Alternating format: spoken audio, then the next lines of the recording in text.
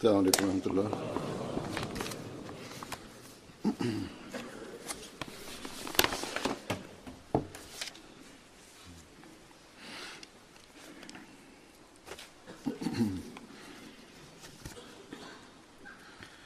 أشهد أن لا إله إلا الله وحده لا شريك له وأشهد أن محمدا عبده ورسوله أما بعد فأعوذ بالله من الشيطان الرجيم بسم الله الرحمن الرحيم الحمد لله رب العالمين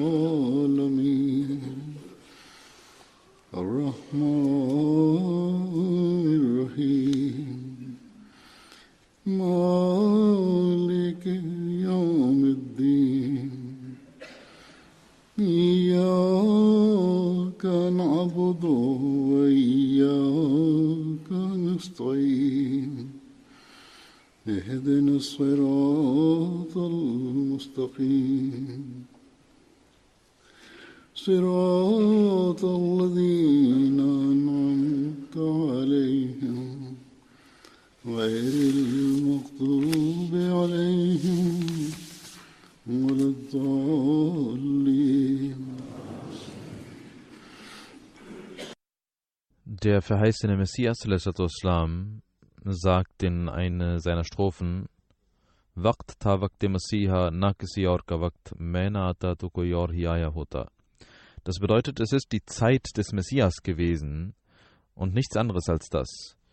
Das ist die Zeit, in der ein Messias kommen musste, und wenn ich nicht gekommen wäre, dann wäre jemand anderer gekommen. Es war die Zeit, in der die Muslime, die wirklich Schmerz für den Islam besaßen, unruhig wurden. Es gab hunderttausende Muslime, die zum Christentum konvertierten, und gemäß der Prophezeiung des heiligen Propheten Muhammad sallallahu alaihi wasallam war der Zustand der Muslime derart, dass der Glaube bis zum Siebengestirn hinaufgestiegen war, und de facto waren die Muslime weder mit ihrem Glauben betraut, noch war der Geist des Islams übrig geblieben, und diejenigen, die Schmerz für den Islam besaßen, warteten inbrünstig darauf, dass ein Messias und Erlöser komme und dieses Schiff des Islam rette. Auch Sufi Ahmad Jan Sahib aus Ludhiana war einer dieser Busurgs, der sehr berühmt war, und es gab viele Anhänger, die er besaß, und aufgrund seiner Frömmigkeit geschah es einmal, dass der Maharaja ihn einlud, der Maharaja von Jammu, und sagte: Kommen Sie zu mir und beten Sie bitte für mich.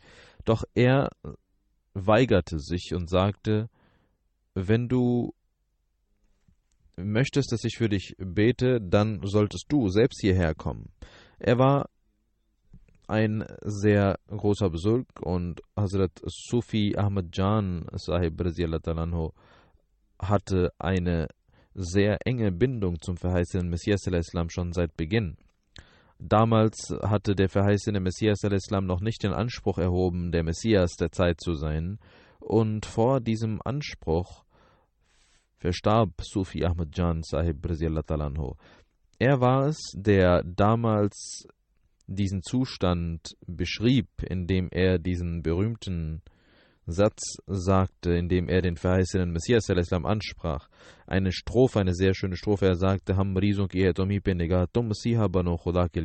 Wir kranke Menschen schauen nur auf dich, sei du doch der Heiland und der Messias, so Gott will. Er verstarb bereits vor dem Anspruch des verheißenen Messias al-Islam, aber er wusste, dass jener der Messias und Imam der Zeit ist. Deswegen hatte er seine Kinder und seine Anhänger ermahnt, an den verheißenen Messias zu glauben, wenn dieser diesen Anspruch erheben werden wird. Wie dem auch sei, die weitsichtigen Menschen und frommen Menschen wussten, dass dieses sinkende Schiff des Islams nur heute durch die Hände von Hazrat Mirza Ghulam Ahmad aus Qadian gerettet werden kann. Denn er hatte in Barahin Ahmadiyya, in diesem Werk, solche Argumente hervorgebracht, die dazu führten, dass die Islamfeinde verstummen mussten. Er hatte viele Streitgespräche geführt, die unbeantwortet blieben von den Feinden. Solange er den Anspruch nicht erhob, der verheißene Messias zu sein, gab es große Gelehrte, die daran glaubten und an seine Kraft glaubten.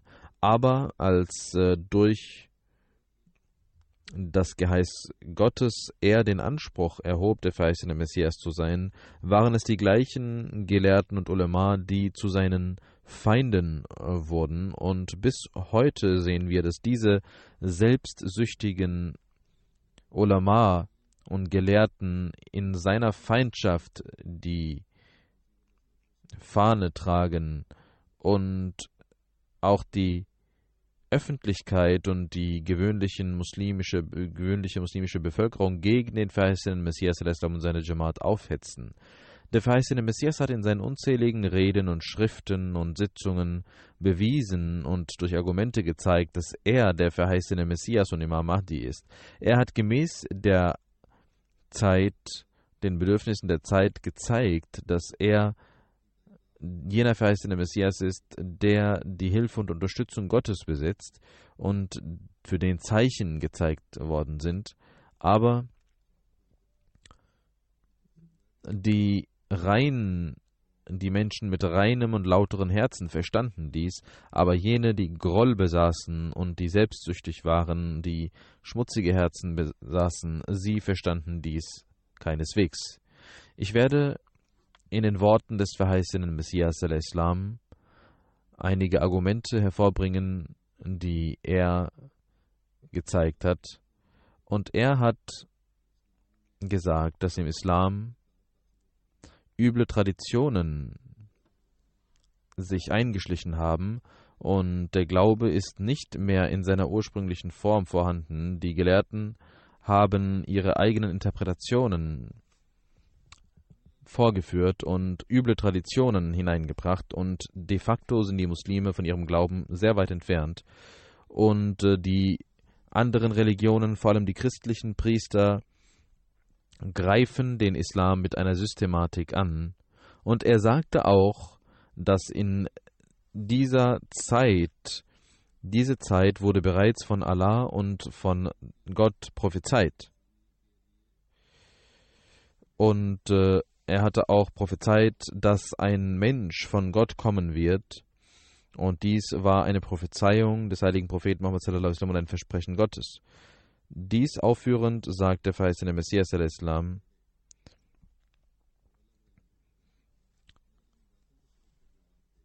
Sie können meine Ansprüche mal beiseite lassen und nur darüber nachdenken, wenn Sie an mich nicht glauben und mich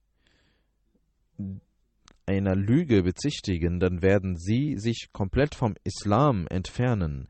Ich sage die Wahrheit. Gemäß den Versprechen des heiligen Koran hat Allah seinen Glauben beschützt und die Prophezeiung des heiligen Propheten Muhammad sallallahu alaihi wasallam ging in Erfüllung. Denn gemäß dieses Bedarfs und gemäß den Versprechen Gottes und gemäß der Prophezeiung des heiligen Propheten Muhammad sallallahu alaihi wasallam hat Allah diese Jamaat gegründet und bewiesen, dass Allah und der Prophet die Wahrheit gesprochen haben. Ihre Prophezeiungen sind richtig. Und jener, der dies missachtet, ist ein Tyrann, ein Unrechttuender. 1903 sagte er: 22 Jahre sind vergangen, seitdem ich den Anspruch erhob, der verheißene Messias zu sein, und die göttliche Bestimmung und die göttliche Unterstützung ist mit mir. Wenn ich lüge, warum zeigt Gott seine Unterstützung dann mit mir? Zweitens sagte er, das ist auch die Notwendigkeit dieser Zeit. Und jeder erkennt dies an, dass in dieser Zeit der Messias kommen sollte. Und wenn der Bedarf da ist, dann sollt ihr doch einen anderen zeigen, der gekommen ist, wenn ihr nicht an mich glauben wollt. Auf jeden Fall muss ein Reformer kommen für die Rechtleitung der Muslime, denn in dieser Zeit ist das Übel bis zu seinem Höhepunkt gelangt. Auch die Muslime stecken in einem tiefen Übel.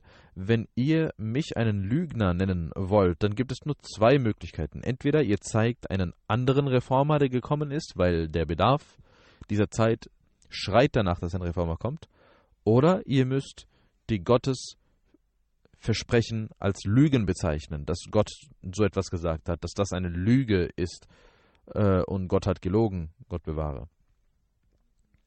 Der verheißene Messias ﷺ sagte, für den Schutz des Glaubens ist es auf jeden Fall notwendig, dass dies passiert. Es gibt Menschen, sagt der verheißene Messias ﷺ, die sagen, dass es keines Schutzes bedarf. Sie stecken in einem großen Fehler. Schaut, bringt ein Beispiel an und sagt, wenn ein Mensch einen Garten pflanzt oder ein Gebäude baut, ist es nicht seine Pflicht und möchte er nicht, dass er sich auch um den Schutz dieses Gartens oder dieses Gebäudes kümmert. Er baut Zäune um den Garten und die Häuser werden mit Brandschutztechnik ausgestattet und es werden Kabel isoliert, damit der Strom einem nichts antut. Das gehört zur Natur des Menschen, dass er sich um den Schutz und die Sicherheit kümmert. Genauso ist es auch die Pflicht Allahs, dass er sich um den Schutz und die Sicherheit des Glaubens kümmert. Und er hat dies immer wieder getan. Er hat zur Zeit jeglichen Übels seinen Glauben beschützt. Und genau deswegen hat er mich nun geschickt. Es kann sein, und man kann sagen, man könnte dies sagen, dass kein Reformer kommen soll, wenn es eine andere Zeit wäre, wenn der Bedarf nicht da gewesen wäre. Dann hättet ihr sagen können, dass ich zu einer falschen Zeit gekommen bin. Aber hunderttausende Bücher wurden gegen den Islam publiziert, Millionen Bücher wurden publiziert und man kann die Flugschriften gar nicht mehr zählen, die jeden Tag und jede Woche und jeden Monat von den Priestern publiziert werden, veröffentlicht werden. Und wenn man die Beschimpfungen zusammenzählen würde, die Christen, die sich vom Islam abwandten, gegen den heiligen Propheten Muhammad sallallahu alaihi wasallam und gegen seine geehrten Frauen, die sie geäußert haben, dann könnte man dadurch viele Truhen füllen und man könnte meilenweit diese Bücher auslegen und sie würden nicht zu Ende gehen. Der verheißene Messias sagte, Imaduddin, der ein Muslim war und dann zum Christentum konvertierte, und selbst die Christen geben zu, dass seine Schriften sehr gefährlich sind. Selbst gerechte Christen sagen, dass er gefährliche Schriften geschrieben hat. Aus Lucknow gibt es eine Zeitung Shamsul Akhbar und man schrieb dort über seine Bücher, wenn in Indien eine Rebellion ausbricht, dann aufgrund solcher Schriften, die dieser Priester schreibt. Und der verheißene Messias sagt, in einem solchen Zustand wollt ihr sagen, dass der Islam geschützt sei und nichts passiert sei? Das können nur solche Menschen sagen, die keinen Schmerz für den Islam besitzen.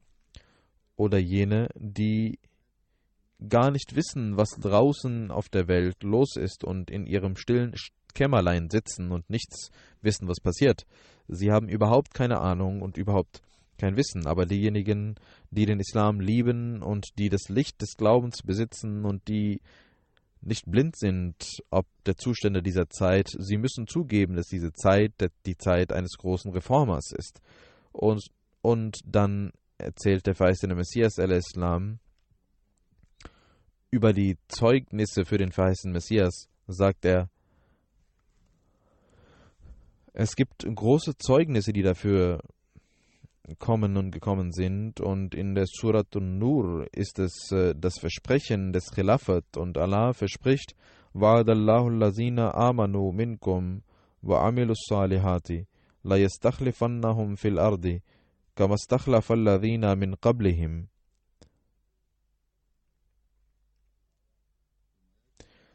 In diesem Vers sagt der verheißene Messias al-Islam, gemäß dem Versprechen des Khilafat hat Allah versprochen, dass Kalifen kommen werden nach dem heiligen Propheten Muhammad sallallahu alaihi wasallam, wie sie vorher gekommen sind.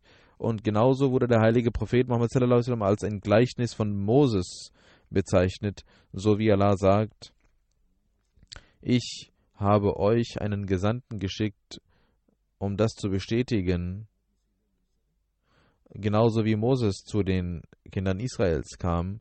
Auch in der Bibel, sagt der verheißene Messias al-Islam, steht in Exodus, dass ein solcher Prophet kommen wird, und man erkennt eine Linie, einen metaphorischen Zusammenhang zwischen dem mosaischen System und dem System des heiligen Propheten Muhammad sallallahu alaihi wasallam.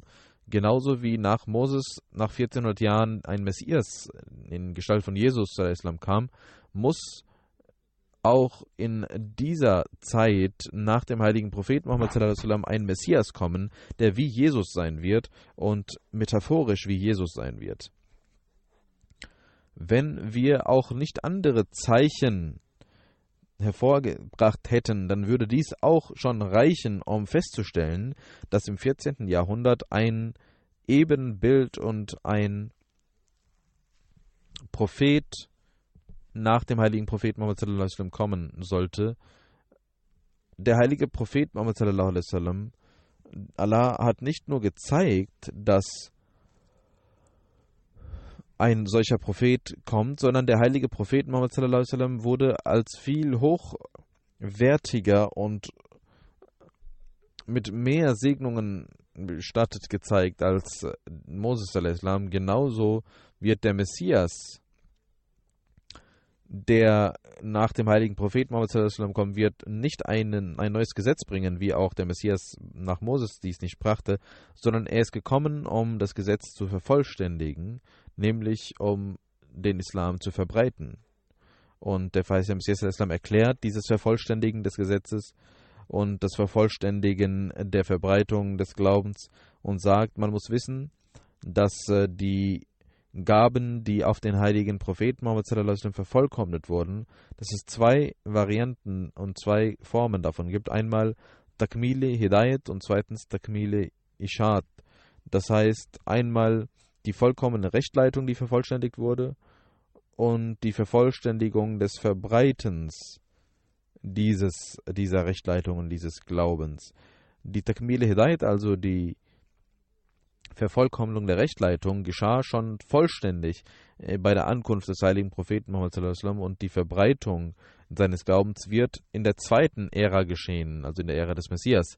Zu seiner Zeit erschien das Gesetz Gottes, und wenn er noch einmal erscheinen wird, also in Form des verheißenen Messias al-Islam, der sein wahrhaftiger Geliebter sein wird, da wird dann der Islam in seiner Vollständigkeit verbreitet werden. Denn in der Suratul Jumma heißt es in dem Vers wa acharina minhum, dass ein weiteres Volk vorbereitet werden wird, und daraus kann man lernen, dass eine zweite Erscheinung des heiligen Propheten Muhammad sallallahu alaihi wasallam kommen wird, und das ist die Zeit, die heute angebrochen ist. Das ist die Zeit der Vervollständigung des Glaubens, und alle Rechtleitungen gehen nun in Erfüllung, und viele Zeichen sehen wir, wie zum Beispiel der Buchdruck und die Lokomotive und die verschiedenen Verkehrsmittel und die Zeitungen und die verschiedenen Formen der Globalisierung, sagt der verheißene Messias al-Islam. Und heute ist es noch mehr mit den sozialen Medien, dem Internet, dem Fernsehen, sehen wir, wie die Menschen zusammengerückt sind. Diese Fortschritte sind in der Tat die Fortschritte des heiligen Propheten Muhammad sallallahu alaihi wasallam.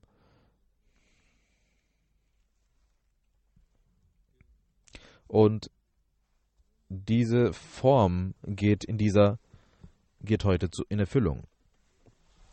Genauso sagte verheißene Messias al-Islam, der Messias hatte gesagt, dass er gekommen ist, um die Tora zu vervollständigen. Und meine Aufgabe ist, dass ich den Glauben verbreite. Der Messias der ersten Zeit, Jesus al-Islam, zu seiner Zeit gab es viele Übel, die entstanden waren. Genauso gibt es heute viele Übel, die entstanden sind. Die Juden waren innerlich zerstritten und ihr Zustand war sehr schlecht. Und man sieht und erkennt, weiß, dass sie die Tora verlassen hatten und stattdessen Talmud und andere Überlieferungen in den Vordergrund rückten. Genauso sehen wir heute unter den Muslimen, dass sie den Heiligen Koran verlassen haben und stattdessen an Märchen und Fabeln festhalten und an Überlieferungen festhalten. Dann sagte der Messias al-Islam, es gibt noch ein zweites Geheimnis, was diese Metapher erfüllt, nämlich, dass Hazrat Masih, Jesus al-Islam, den Fokus auf die Moral legte und er hat kein Schwert erhoben. Auch für den verheißenen Messias war dies bestimmt, dass er die Schönheit des Islams durch die Fähigkeiten und Wahrheiten zeigt, durch die Lehre des Islams zeigt und etabliert und diesen Vorwurf beseitigt, dass der Islam durch das Schwert verbreitet worden wäre. Dieser Vorwurf wird zur Zeit des verheißenen Messias al-Islam vollständig entkräftet werden und er wird zeigen, dass der Islam durch die Schönheit und die Liebe verbreitet wurde. Deswegen wird dieser Vorwurf zur Zeit des verheißenen Messias al-Islam verschwinden. Der verheißene Messias al-Islam wird durch die lebendigen Zeichen des Islams seine Überlegenheit zeigen, sagt der verheißene Messias. Und genauso wie heute der Islam mit seiner reinen Lehre und durch seine Früchte erkannt werden kann, genauso war es auch vorher. In jeder Zeit war der Islam durch seine Früchte und durch seine lebendigen Zeichen erkannt worden. Das war der Grund, warum der heilige Prophet Muhammad sallallahu alaihi wasallam, als er den verheißenen Messias prophezeite, auch sagte, Yada'ul Harbu, er wird den Krieg und die Kriege beenden.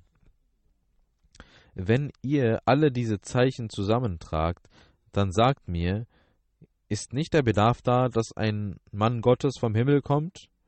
Wenn ihr nun anerkennt, dass ein Reformer kommen wird in jedem Jahrhundert, dann ist es umso wichtiger, dass in diesem Jahrhundert ein Reformer kommt. Genauso wie der heilige Prophet Muhammad sallallahu alaihi wasallam mit Moses metaphorisch gleichzusetzen ist, genauso muss es ein Messias kommen im 14. Jahrhundert, der genauso auch mit Jesus gleichzusetzen ist. Und der verheißene Messias al-Islam sagt, wenn ihr mich nicht anerkennt und mich leugnet, dann leugnet ihr Allah und den heiligen Propheten Muhammad sallallahu alaihi wasallam.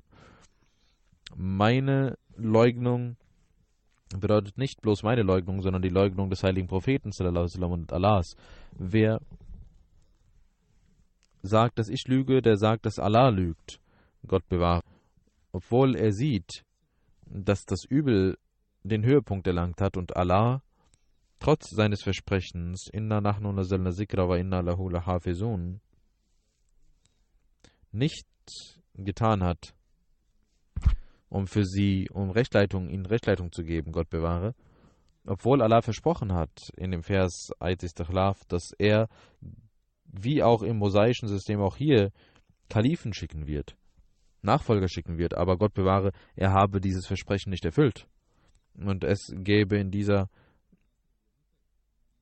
Gemeinschaft der Muslime keinen Kalifen, keinen Nachfolger. Und man müsste auch sagen, dass der heilige Koran den heiligen Propheten Muhammad sallallahu alaihi wasallam als metaphorisch als Moses bezeichnet, dass das auch falsch sei, Gott bewahre. Denn für diese Gemeinschaft war es wichtig, dass ein Messias aus dieser Gemeinschaft kommt, genauso wie auch nach Moses a.s. ein Messias nach 14 Jahrhunderten kam. Genauso müsste man den Vers des heiligen Koran leugnen, indem es heißt, das heißt, dass unter den Letzten ein Mensch kommen wird, der die Verkörperung von Ahmad sein wird.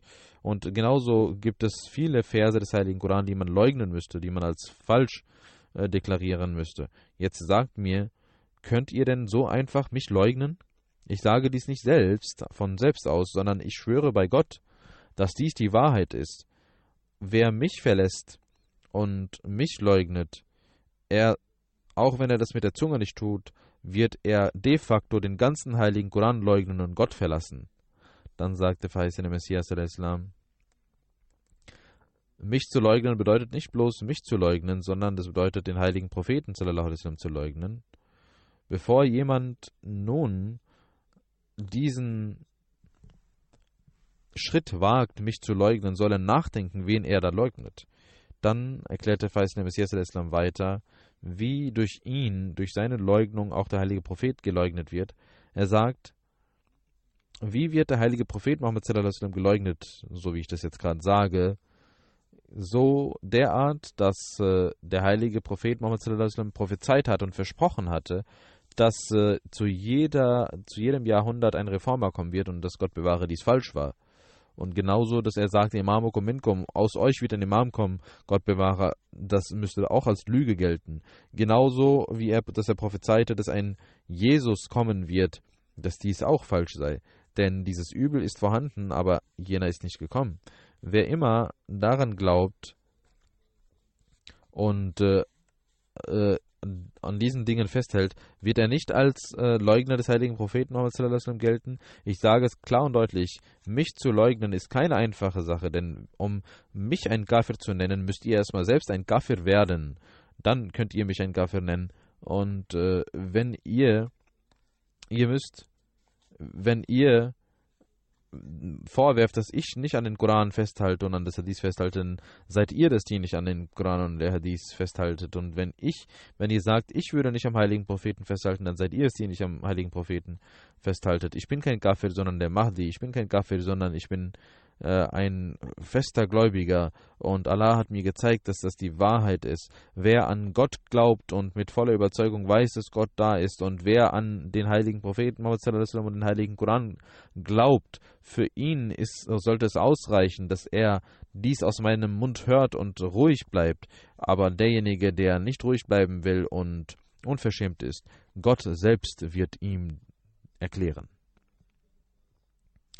Über die Ankunft des verheißten Messias al-Islam sagt er weiter, dass diese Lokomotive, Eisenbahn, auch ein Zeichen für die Ankunft des verheißten Messias al-Islam ist. Im Heiligen Koran heißt es, wenn die hochschwangere Kamelstute verlassen werden wird. Wenn diese Menschen nachdenken würden und Gottesfurcht besäßen, dann würden sie wissen,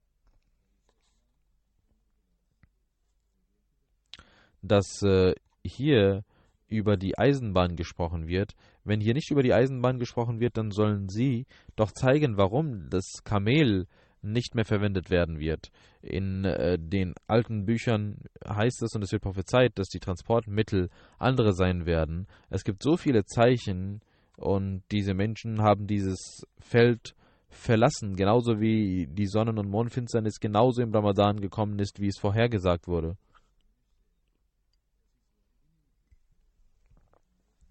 Genauso gibt es nicht ein solches Transportmittel, gab es jemals ein solches Transportmittel wie die Eisenbahn. Das zeigt, dass der verheißene Messias al-Islam gekommen ist. Wenn sie nicht an mich glauben, sollen sie zeigen, an wen sie glauben wollen, denn alles ist in Erfüllung gegangen. Alle Zeichen, die für ihn kommen sollten, sind in Erfüllung gegangen. Wenn ihr meine Wahrheit messen wollt, dann sollt ihr den Maßstab genauso setzen, wie man die Propheten misst. Ihr sollt dies ohne Vorurteile tun, ihr sollt dies mit einer Glückseligkeit tun und überprüfen. Wenn ihr aber nur an eure eigenen Sturheiten festhalten wollt, dann wird euch der Koran auch nichts lehren und euch nichts bringen. Ihr sollt schauen, was der Koran sagt und mit wem die Wahrheit ist. Mit euren eigenen fabrizierten Gedanken könnt ihr nicht weiterkommen. Und ich bin auch nicht jemand, der durch fabrizierte Gedanken meinen Anspruch erhoben hat. Warum messt ihr dann meinen Anspruch nicht mit diesen Maßstäben? Diejenigen, die ihre Herzen öffnen, werden davon profitieren und werden glauben, aber diejenigen, die Übel und Groll im Herzen besitzen, ihnen werden meine Aussagen nichts nützen.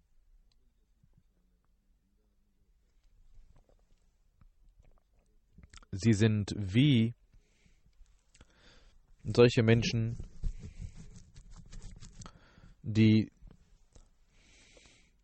gar nicht wissen, dass die zwischen 1 und 2 nicht unterscheiden können, wenn vor ihnen ein Mensch steht. Es gibt ein Beispiel von einem verrückten Menschen, der ein Diener war, und sein Herr sagte zu ihm, bring einen Spiegel mit. Und er ging hinein und sagte, drinnen sind 2 Spiegel, welche soll ich mitbringen? Der Herr sagte, es gibt nur einen Spiegel, nicht 2, bring den mit. Und dieser Mensch sagte, bin ich etwa ein Lügner? Ich habe 2 gesehen und Sie sagen, es ist nur einer da. Der Herr sagte, okay, dann zerstöre einen und bring den zweiten mit. Und als er diesen zerstörte, erkannte er, dass es nur ein Spiegel war und dass es ein Fehler war. Und was ist mit solchen verrückten Menschen, die gegen mich aufstehen und solche Dinge behaupten? Wir sehen, dass diese Menschen immer wieder solche Ahadis, solche Überlieferungen vorlegen, die nicht einmal bewiesen sind. Es wird eine Zeit kommen, wo die Menschen sie verspotten werden. Es ist das Recht eines jeden Menschen, dass er nach Zeichen verlangt und dass er nach Argumenten verlangt, aber ich zeige Argumente, genauso wie die Propheten dies taten. Ich zeige den Heiligen Koran und ich zeige das Hadith. Diese Bedürfnisse, die für einen Reformer dieser Zeit notwendig sind. Und ich zeige auch die Zeichen, die Gott mir gezeigt hat. Und der verheißene Messias sagt, ich habe eine Skizze gemacht, in der 150 Zeichen vereinigt worden sind, dessen Zeugen Millionen Menschen sind. Und der verheißene Messias sagt, einem anständigen Menschen geziemt es nicht, dass er solches unnützes Zeug redet. Der verheißene Messias hatte gesagt, dass der verheißene Messias als Richter kommen wird. Ihr sollt seinen Befehl akzeptieren. Diese Menschen wollen nicht akzeptieren, deswegen bringen sie unnütze und absurde Dinge hervor, aber sie sollen wissen, dass Allah mit großen Zeichen meine Wahrhaftigkeit zeigen wird. Und ich sage euch, wenn ich gelogen hätte, dann hätte Allah mich sofort zerstört. Aber alles, was ich tue, ist das, was Gott tut. Und ich bin von ihm gekommen. Mich zu leugnen bedeutet ihn zu leugnen. Er selbst wird meine Wahrheit offenbaren. Die Molvis sind stur und auch zur Zeit des verheißenen Messias taten sie dies. Sie wollen weder mit Argumenten vorgehen, noch wollen sie etwas vernünftig nachvollziehen. Genauso verhalten sie sich auch heute. Der verheißene Messias erklärt dies und sagt, erstens,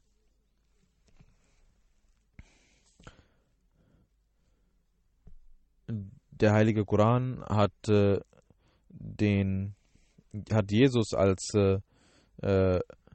Messias von Moses bezeichnet. Genauso wird auch nach dem heiligen Propheten Muhammad sallallahu alaihi wasallam ein Messias kommen und es wird ein System des Khilafats folgen und im Eid Istikhlaf hat Allah dies auch prophezeit, dass dies kommen wird, genauso wie im mosaischen System. Und so sagt Allah, genauso wie Allah auch Khulafa geschickt hat zuvor. Deswegen ist es notwendig gewesen, genauso wie Jesus der größte Kalif, der Khatamul Khulafa von Moses war, genauso muss es ein Khatamul Khulafa nach dem heiligen Propheten Muhammad sallallahu alaihi wasallam geben. Der heilige Prophet Muhammad sallallahu alaihi wasallam hat gesagt, Imamukum minkum, es wird ein Imam von euch sein. Viertens, er hat gesagt, dass in jedem Jahrhundert ein Reformer kommen wird. Es war wichtig, dass auch in diesem Jahrhundert ein Reformer kommen wird. Und ein Reformer muss das Übel der Zeit beseitigen. Die Übel, die in dieser Zeit herrschen, die beseitigt er.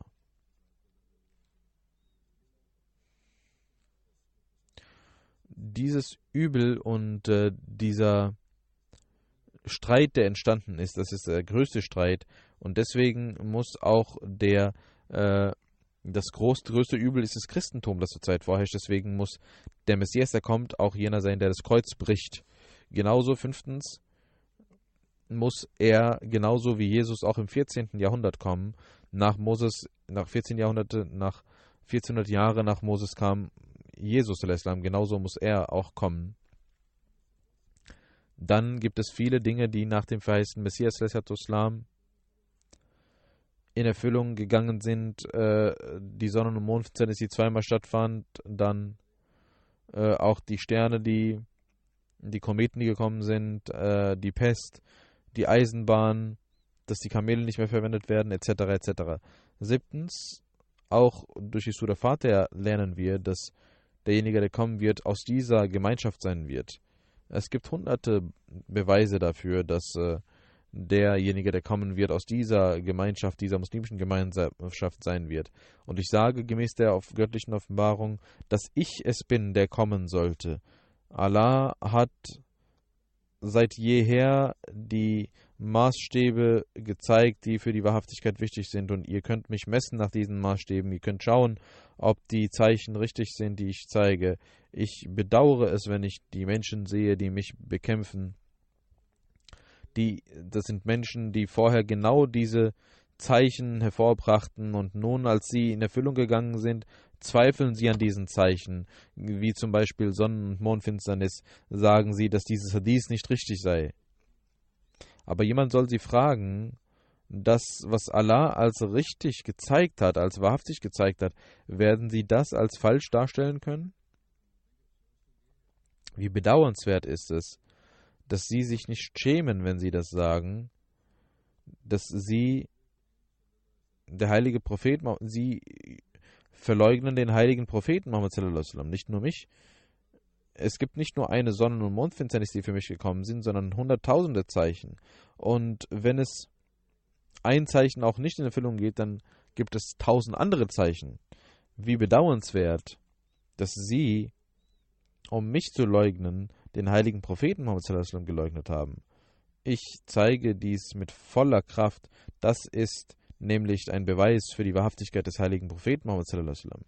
Das Hadith, das ihr jetzt als falsch bezeichnet, die Geschichte hat gezeigt, dass dies ein wahrhaftiges Hadith ist und es ist ein Weg der Verfluchung, wenn ihr sagt, dass das falsch sei.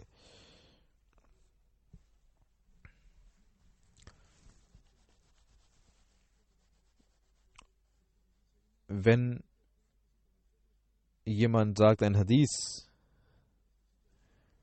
ist falsch, dann bedeutet dies, dass vielleicht er etwas falsch in Erinnerung hatte oder dass ein Überlieferer nicht die Wahrheit gesagt hat, aber die Muhaddithin glauben daran, wenn ein Hadith von der Überlieferung her als schwach erscheint, aber die Prophezeiung in Erfüllung geht, dann ist dieses Hadith auf jeden Fall richtig.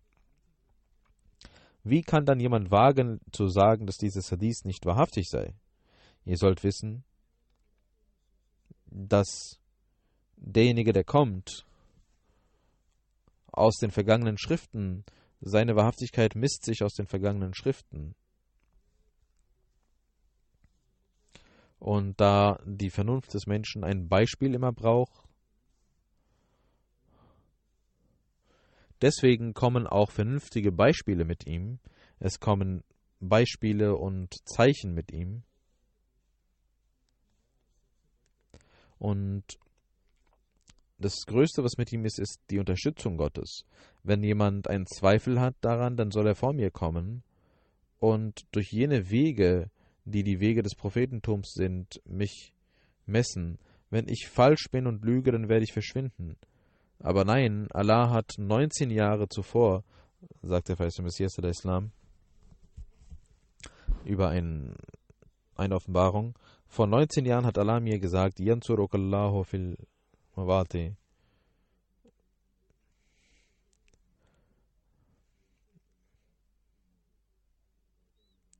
Gott wird dich in verschiedenen Feldern unterstützen. Ihr sollt mich messen und genauso wie ihr andere Propheten misst, und ich kann voller Überzeugung sagen, dass ihr mich als wahrhaftig sehen werdet, und Allah hat ihn in tausenden Bereichen Zeichen gezeigt. Ihr sollt beten zu Gott und darüber nachdenken, was ich sage, denn er ist der Allmächtige, er wird euch einen Weg zeigen, und seine Rechtleitung werden nur die rechtschaffenen Menschen erhalten. Es wurde über die Molvis berichtet und jemand sagte, so die Molvis rezitieren nicht einmal diese Ansprachen, in denen es um den Messias geht. Der verheißene Messias sagte, ja, sie werden über den Messias und Mahdi gar nicht reden und sagen, nein, das braucht ihr nicht mehr zu tun. Das ist der Zustand der Molvis. Für ihre eigenen Zwecke bekämpfen sie den verheißenen Messias al-Islam nicht nur selbst, sondern sie werfen der Jamaat falsche Dinge vor und wollen in den Herzen der Muslime gegen die Jamaat Hass verbreiten und sie aufhetzen. Der verheißene Messias ﷺ erklärt den Weg, wie man die Wahrheit erkennen kann, und sagt, wenn ihr die Wahrheit erkennen wollt, dann sollt ihr in euren Gebeten Gott anbeten und erflehen, dass er euch die Wahrheit eröffnet. Und ich sage voller Überzeugung, wenn der Mensch ohne Vorurteile sich Gott zuwendet, dann wird er nur in einem einzigen Jilla, also in 40 Tagen, die Wahrheit erkennen, wenn er ohne Vorurteile Gott um Wahrheit bittet. Aber es gibt nur wenige Menschen, die diese Bedingungen erfüllen und Gott um Hilfe erflehen. Und sie halten an ihre Sturheit fest und verlieren so den Glauben an den Gottesmenschen. Wenn man nicht an den Gottesmenschen glaubt, dann kann man auch nicht an den Propheten glauben. Und wenn man an den Propheten nicht glaubt und ihn leugnet, dann leugnet man Gott. Und der ganze Glaube geht dadurch verloren. Möge Allah den Muslimen Vernunft schenken, dass sie nicht bloß den Molvis folgen, sondern dass sie Gott um Hilfe bitten. Aufrichtig, möge Allah ihre Herzen öffnen und mögen sie an den verheißenen Messias al-Islam glauben und sich befreien von diesem Zustand, in dem die Muslime zurzeit stecken. Sie sehen überhaupt keinen Weg mehr. Auch in Pakistan gibt es neue Gruppierungen, die entstehen. Labbaik Ya Rasulullah ist eine neue Gruppe, die entstanden sind in Lahore, und dann in Islamabad sind sie gegangen, und dann gibt es noch eine andere Gruppe mit dem gleichen Namen, die das tut, und die in Islamabad Unfrieden verbreitet, und kein Gesetz und keine Armee kann sie daran hindern. Diese Menschen, die Labbaik Ya Rasulullah sagen, das sind wir. Die sagen, O Prophet Allahs, wir sind mit dir. Wir Ahmadis sind es eigentlich, die das sagen und die daran geglaubt haben, dass der Messias und Mahdi der Zeit gekommen ist und wir an ihn seinen Salam ausgerichtet haben. Das ist die richtige Form, Labbaik zu sagen. Mögen diese Menschen dies doch verstehen, statt nur ihre leeren Worthülsen hervorzubringen. Möge Allah auch der ganzen Welt und auch in Pakistan und alle muslimischen Länder vor Übel beschützen, und möge Allah barmherzig sein gegenüber den Muslimen, denn heutzutage sehen wir, dass die verschiedenen Vorgehen, die gegen die muslimische Welt getan werden, sehr gefährlich ist. Möge Allah barmherzig sein. Wenn sie heute nicht verstehen, dann werden sie es bereuen.